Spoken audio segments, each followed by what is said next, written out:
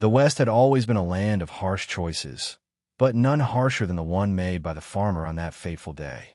When he cast out his pregnant wife, the decision echoed through the dusty fields like a curse carried on the wind. Neighbors whispered, some in outrage, others in silent approval. Yet all knew a wound like that does not heal. It festers. In a land where loyalty was everything, he had chosen pride over family, and pride in the Old West often demanded its price. Years passed, and the story faded into the background of ranch work, harvest seasons, and endless horizons. The farmer carried on with his life, as though the past could be buried under sweat and soil. But the land does not forget, and neither does blood. The absence of his wife and unborn child became a ghost that haunted every quiet evening, a shadow that no amount of hard work could erase. Then came the day when the horizon delivered more than just dust and cattle. A rider approached, tall, hardened, and carrying eyes that mirrored the storms of the desert.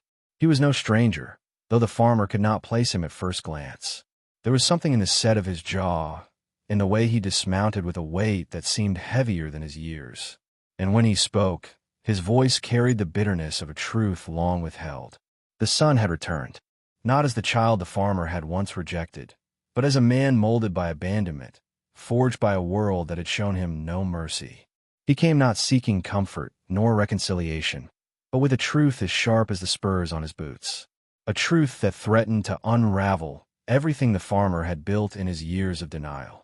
And so the story began, not with love or forgiveness, but with the clash of bloodlines torn apart by betrayal. In the Old West, every choice carved a legacy, and the farmer's legacy was about to ride back into his life, demanding answers, demanding justice, and demanding to be seen not as a forgotten child, but as the reckoning he had always feared. The farmer stood frozen as the stranger revealed his name. For a moment, the world around him seemed to stop, the rustling of the wheat fields, the creaking of the wooden gate, even the wind itself held its breath. The son he had once cast aside now stood before him, a grown man whose eyes carried the weight of every mile ridden and every bitter memory swallowed in silence. There was no joy in the reunion, no tears of relief, only the sharp sting of recognition and the dread of a truth long buried. The young man spoke with a calm that cut sharper than rage. He did not raise his voice, but every word carried the force of storm. He told of nights spent in hunger, of his mother's struggle to keep him alive when the world had turned its back, and of the cold emptiness left by a father's betrayal. Each word struck the farmer harder than any bullet. His hands, once strong from years of toil, trembled as the weight of his past came crashing back. The townsfolk, drawn by the sound of voices, gathered along the fence line. Whispers rippled through the crowd. Some remembered the scandal, others had forgotten, but all now watched as the past unfolded like a wound being torn open. Shame flushed the farmer's face, but pride kept him silent. In the Old West, a man's reputation was his currency, and admitting fault could destroy him faster than any outlaw's bullet. The son, however, was not there to destroy with words alone. He carried something deeper, something heavier than vengeance. He carried the truth his mother had whispered to him on her deathbed. It was a truth about the farmer, about the land he had built, and about the legacy that was not his to claim. That revelation, hidden in the folds of time, was the reason he had returned, and it was the fire that fueled his every step. The farmer's heart pounded in his chest, torn between the impulse to defend himself and the ache of regret that gnawed at his soul. Yet before he could speak, the son's hand dropped to the satchel at his side, pulling forth a worn, folded letter. The paper was fragile, stained by years and tears, but its words carried a strength that could shatter everything the farmer believed to be his. The son unfolded the letter slowly, his fingers brushing across the creases as if drawing power from the woman who had written it. The crowd leaned in, the silence so sharp it seemed to pierce the skin. When he began to read, his voice did not tremble. It rang with conviction, steady and clear, carrying his mother's final words across the dusty street. She had written of love once shared, of promises broken, and of the pain of being cast aside when she needed him most. But deeper still, she revealed the truth that twisted the knife. The land on which the farmer now stood had not been his to begin with. It had been part of her inheritance, her bloodline, her sacrifice. He had built his empire not from his own sweat alone, but from the foundation of a woman he abandoned. And now, through her son, she had come to reclaim it. Gasps erupted among the townsfolk. To them, the farmer had always been a symbol of hard work and perseverance, the man who turned barren soil into gold. But now they saw another story, a man who rose by betrayal, whose legacy was soaked in silence and shame. His face paled, the lines of age deepening under the weight of exposure. Pride and fear battled within him, but the truth hung heavier than his denials could bear. The son folded the letter again, sliding it back into his satchel, his gaze never leaving his father's face. "This land was never yours," he said firmly. "You took it from her when you cast us away. And now, I stand here not as your son, but as the rightful heir." His words struck like a hammer against stone, shaking the ground beneath the farmer's boots. For the first time in years, the farmer felt the earth he had built his life upon slipping from under him. He had worked these fields with blood and bone, but the soil itself seemed to reject him now. Around him, the whispers of the town turned to judgment, and the horizon seemed to darken with the weight of a reckoning he could no longer escape. The Old West had little mercy for men who betrayed blood, and he knew the sun was setting on his reign. The farmer's throat tightened, his voice caught between denial and desperation. He wanted to shout that it was a lie, that the land was his by right, carved from the sweat of his brow and the years of backbreaking toil. Yet when he looked into the eyes of the young man standing before him, he saw no hesitation, no shadow of doubt. It was as though the ghost of the woman he had cast out was staring back at him, demanding the justice he had evaded for so long. The son took a step closer, his boots grinding against the dirt, and the crowd instinctively leaned back. He carried himself not like a boy abandoned, but like a man forged in fire, tempered by hardship, sharpened by loss. "I didn't come here to beg," he said coldly, his words carrying across the silent street. "I came here to remind you of what you chose to forget, and to claim what was stolen." The townsfolk shifted uneasily. In the Old West, land was more than property. It was life, it was power, it was identity. To take a man's land was to strip him bare, to rob him of his name. And here, before everyone, the farmer stood on the brink of losing not just his fields, but the very respect that kept his back straight among men. The whispers grew louder, suspicion and judgment weaving through the crowd like wildfire. The farmer's hands clenched into fists.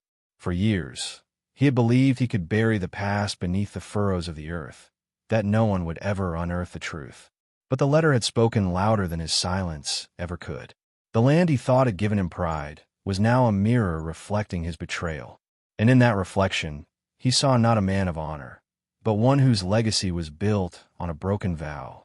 The son's eyes burned with the weight of generations, and his voice dropped to a near whisper, yet the words struck like thunder. "This soil holds her blood, and now it will hold the truth. The question is, will you surrender it, or must it be taken from you?" The farmer staggered back, his weathered hands shaking as though the earth itself had turned hostile beneath his feet. Pride urged him to stand tall, to defend what he had claimed as his own for so many years. But deep inside, guilt gnawed at him with claws sharper than any blade. He knew the son's words were true, knew the letter's ink was carved in pain that he himself had created. And yet, surrendering would mean the end of everything he had built. The farm, the respect of the town, the illusion of his own honor. The son did not press further. He stood in silence, waiting, allowing the truth to sink like iron into his father's chest. Around them, the crowd grew restless, torn between sympathy and judgment. Some saw the son as a rightful heir reclaiming what was his. Others pitied the farmer, a man about to lose everything in one fell stroke. But all agreed on one thing. The past had finally come to collect its debt. The sheriff, drawn by the growing tension, stepped forward from the edge of the crowd. His hand rested on the grip of his revolver, not in threat, but as a reminder that law still breathed in the West. "If the land was hers," he said slowly, his voice carrying the weight of authority, "then the boy has a claim no lawman can deny." His words were deliberate, measured, yet they fell like a sentence passed in open court. The farmer's chest tightened. His world, once steady as the rhythm of the seasons, now crumbled like dust in the wind. He thought of the nights he had spent alone in the fields, the years of sun and storm endured, the calluses earned through endless work. All of it had been an illusion, a kingdom raised on stolen ground. And as the sheriff's words settled over the crowd, he realized that the very law he had relied upon to protect his reputation now condemned him. The son's eyes narrowed, but his tone remained steady. "This isn't about revenge," he said. "It's about truth. And truth has waited long enough." His words echoed across the silent street. And in that echo, the farmer felt the weight of every choice he had made, every wrong he had tried to bury. The time for silence was over, and the land itself seemed to demand an answer. The farmer's breath came heavy, his chest rising and falling like a man struggling against invisible chains. He looked at the land that stretched beyond the fences, the wheat fields glowing under the sun, the barns he had built with his own hands, the cattle grazing lazily as if untouched by the storm unraveling in the center of town. For years, he had called it his kingdom. Now, it mocked him, whispering of betrayal and of a woman's sacrifice that had been erased by his pride.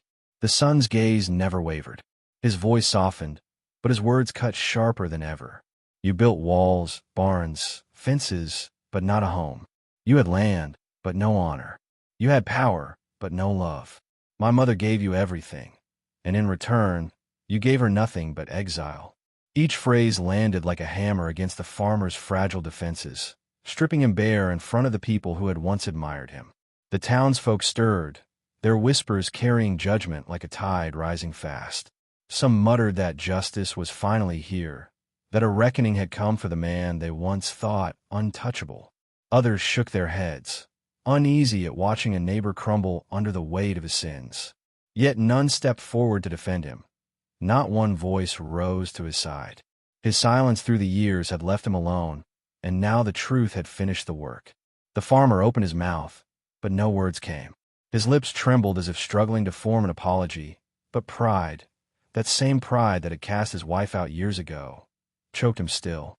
He wanted to beg for forgiveness, but the hardness of the West had trained him to hide weakness, even when weakness was all that remained. And so he stood, trembling, exposed, while the sun's presence towered over him like a storm cloud refusing to pass. Then, slowly, the sun unfastened the leather strap on his satchel once more. From within, he pulled not another letter, but a weathered photograph, edges curled with time. He held it high for the town to see, his mother, young and radiant, standing before the very farmhouse that now belonged to the farmer. Her smile carried a strength that no betrayal could erase, and in her eyes lived a truth the West itself had tried to bury. The crowd gasped, and the farmer's knees nearly buckled. The ghost of the woman he had cast aside had returned in flesh and memory, and her judgment was undeniable. The photograph trembled in the son's hand, though his voice remained firm as he spoke. "She carried me through hunger and dust, through nights when the coyotes howled and the world had no mercy. She raised me with nothing but grit and faith, while you plowed these fields as if we had never existed. Every board on that house, every seed in this ground, was paid for by the life you abandoned." His words hung heavy, and no one dared to breathe. The farmer's eyes blurred with unshed tears, but he blinked them away, refusing to let the town see him broken. Yet the image of his wife's face burned into his soul like a brand, sharper than the day she walked away with a child in her womb. He had told himself the West demanded hard choices, that survival left no room for weakness. But now he saw the truth. It had not been survival that drove him, but pride. And pride had made him a coward. The sheriff's boots crunched against the dirt as he stepped closer, his gaze shifting between father and son. "The West remembers," he said gravely. "It remembers every wrong, every sacrifice, every truth buried in silence. And now, it remembers her." His voice was steady, but his words carried the weight of final judgment. The people nodded in agreement, their silence now filled with certainty. The son lowered the photograph, his jaw tight, his voice low. "I didn't come here to see you fall, old man. I came here to show you what you tried to erase. I came here to stand where my mother once stood, and to remind this town of the truth. He tucked the photograph carefully back into his satchel, as though protecting a sacred relic. His eyes, however, never left the farmer's face, eyes filled not with triumph, but with a haunting sorrow. The farmer felt the world closing in. Every face in the crowd bore witness to his disgrace, every whisper carved deeper into his shame. But worse than the judgment of others was the weight of his own heart, crushing him under the memory of the woman he had loved and betrayed. For the first time, he realized that this reckoning was not about losing land or reputation. It was about losing the one thing no man of the West could afford to lose, his legacy. The farmer's knees weakened, and he leaned against the fence post for support. His calloused hands, once strong enough to tame wild horses and build barns from raw timber, trembled like those of a man far older than his years. He could feel the weight of every eye upon him, the town's judgment cutting deeper than any outlaw's bullet. The fields he had sown, the home he had built, the reputation he had fought to maintain, all of it now seemed fragile, like sand slipping through his fingers. The son, however, did not step forward in triumph. He stood still, shoulders squared, his face carved with a mixture of pain and defiance. He had not come to gloat, nor to destroy, though the bitterness in his heart tempted him toward both. He had come to speak for the woman who could no longer defend herself, to give voice to the silence his father had forced upon her. And in that silence, the town heard something greater than vengeance. They heard truth demanding its place. The sheriff, sensing the tension thickening like storm clouds, placed a firm hand on his revolver, not in threat, but in readiness. In the Old West, moments like this could unravel into violence in the blink of an eye. Pride, shame, and bitterness were gunpowder, and one spark could set the whole street aflame. His eyes locked on the farmer, waiting to see if the man would stand in defiance or bend beneath the truth. The farmer's lips parted, but only a hoarse whisper escaped. Words of denial choked in his throat, hollow against the crushing reality of the letter, the photograph, and the son who stood as living proof of his betrayal. His pride, the same pride that had cast his wife into the desert years ago, now shackled him still. To admit his sin would strip him bare before the very people who once hailed him as a pillar of strength. The son's voice broke the silence once more, quiet but unyielding. "I am not here to kill you, nor to drive you from this land by force. But I will not let the past be buried any longer. She deserves to be remembered, and I deserve to be seen." His words settled like dust over the crowd, and though they were soft, they struck harder than gunfire. The townsfolk, who had waited for anger and blood, now saw something even more dangerous: the power of truth carried by a son who refused to be silenced. The farmer's chest rose and fell in ragged breaths as he wrestled with the storm inside him. Every instinct screamed to defend his name, to clutch the land with the same stubbornness that had built it. Yet the truth pressed down heavier than the weight of any plow he had ever driven. He looked at his son, the set of his jaw, the fire in his eyes, the echo of his mother's spirit alive in him. And for the first time, the farmer felt truly powerless. The crowd waited, restless and tense, for the verdict only he could deliver. Some expected violence, others redemption. But all knew that whatever happened here would ripple across the town's history, shaping how they remembered not just the farmer, but the woman he had wronged and the son who had returned to claim her honor. The sheriff kept his hand near his holster, watching the farmer's every twitch, as though the man's pride might still draw steel. Finally, the farmer spoke, his voice cracking under the strain. I did cast her out." Gasps erupted, but he pressed on, each word dragging like a weight from his soul. "I'll let pride blind me. I'll let the world believe I was a man of honor while I carried the stain of betrayal. And every harvest, every board nailed to this house, was haunted by what I had done." His words, raw and broken, fell into the dust, yet they struck harder than any denial ever could. The son's eyes narrowed, not in triumph, but in grief.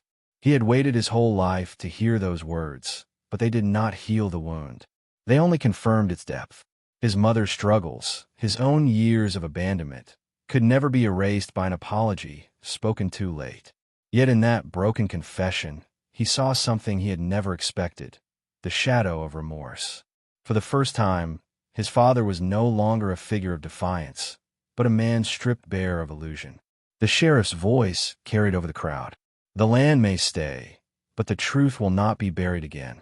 He looked at the townsfolk, then at the son. This boy has earned his place, as much as any man here. And from this day forward, we will remember the woman who paid for this soil with her tears. The crowd murmured in agreement, their judgment sealed. The farmer bowed his head, crushed beneath the weight of his own sins, while the son stood tall, carrying not just his mother's memory, but the bitter truth that had finally seen the light.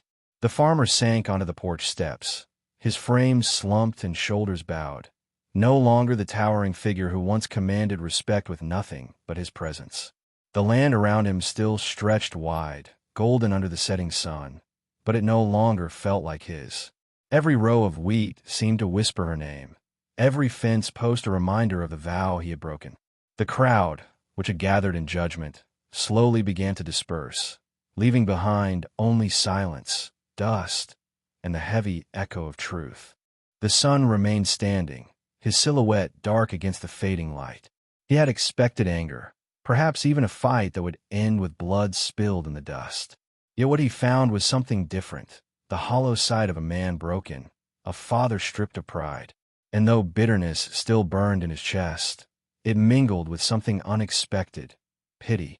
For what good was victory, when the man before him had already destroyed himself with years of silence and regret? The sheriff lingered nearby, his hand resting on his revolver though the tension had eased. He studied the son carefully, recognizing the fire in his eyes, the same fire that had carried his mother through years of struggle. "You've claimed more than land today," the lawman said solemnly. "You've claimed a truth no bullet could silence. Don't waste it." His words were not just a warning, but a charge, a reminder that with truth came responsibility.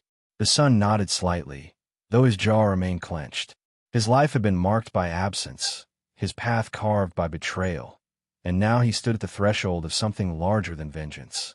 The people would remember him not only as the boy who had returned, but as the man who forced the town to confront its silence. His mother's ghost had been given voice, her sacrifice etched into the very soil of the West. The farmer lifted his head weakly, his eyes meeting his son's. "You have her strength," he whispered, his voice breaking. "More than I ever did."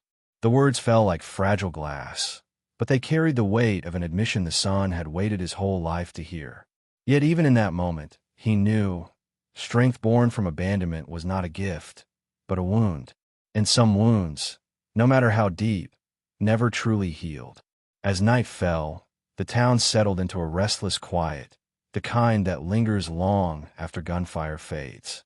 Lanterns flickered in windows, shadows stretched across the dirt roads, and the sound of the wind carried with it the memory of what had unfolded. The farmer remained on his porch, staring into the fields, as if waiting for forgiveness that would never come. His land was still his to tend, but its meaning had been stripped away, leaving him surrounded not by crops and barns, but by ghosts. The son stood at the edge of the property, his hand brushing against the wooden fence, feeling the rough grain of a place that had shaped his destiny from afar. He knew he could claim it, take the land by right, and no one would stop him. Yet as he looked across the fields, he felt no triumph, no hunger for possession. What he carried was heavier than ownership. It was the truth, and the truth itself was enough to change everything. The sheriff returned to his post at the edge of town, but even he knew the West would never forget this day. Stories would spread, carried on wagons and whispered in saloons, of the son who returned to confront the father who had betrayed him. Some would call it justice, others tragedy, but all would agree it was a tale carved into the bones of the land. And in the West, such tales lived longer than the men who walked them. The farmer's daughterless home and the son's motherless journey had collided, leaving behind no winners, only the echo of choices too costly to undo. Pride had built the farmer's life, and pride had unraveled it, leaving him with nothing but the bitter taste of regret. The son, though scarred by years of abandonment, had proven that silence could be broken, and that truth, once unearthed, could never be buried again. And so the night claimed them both. The father bowed beneath his sins, and the son standing tall in the weight of a legacy reclaimed. The Old West, with all its dust and fire, had once again shown its cruel but undeniable lesson. That land may be fenced and claimed, but the truth belongs to no man. It lives on, carried by blood, by memory, and by those who refuse to let silence write the final word. In the stillness that followed, the tale of the farmer and his sons settled into the soul of the town like dust after a storm. It was not just a story of land or betrayal, but of choices that echo louder than the sound of gunfire and last longer than the footprints left on desert soil. The farmer's silence had cost him everything, and the son's courage had given voice to a truth that could no longer be buried. The lesson was clear. In the Old West, pride might build fences, but could never build a legacy. What endures is not the land we possess, but the truth we uphold and the people we honor. The farmer had believed he could erase the past by turning soil and harvesting crops, but the past has a way of returning, carried by blood, memory, and the relentless march of time. The son's return reminded everyone that abandonment leaves scars deeper than any wound, but also that truth, once spoken, holds the power to heal even the oldest of fractures. His voice carried his mother's strength, and in him, the West found a reminder that justice does not always come with a badge or a bullet. Sometimes, it comes with the simple courage to speak. As the lanterns flickered across the town that night, people whispered the story, knowing it would be passed down for generations. Not as a tale of vengeance, but as a testament to the weight of choices and the strength of truth. The farmer remained a broken man, and the son carried his mother's honor. Yet the true legacy left behind was a warning that no man can outrun what he owes to love and to blood. If this story left you moved, let your voice be part of its echo. Share your thoughts in the comments. Let others know how this tale spoke to you, and join us by subscribing to the channel. Every like and every word you share helps keep these stories alive, reminding the world that in the silence of the Old West, truth still speaks louder than pride.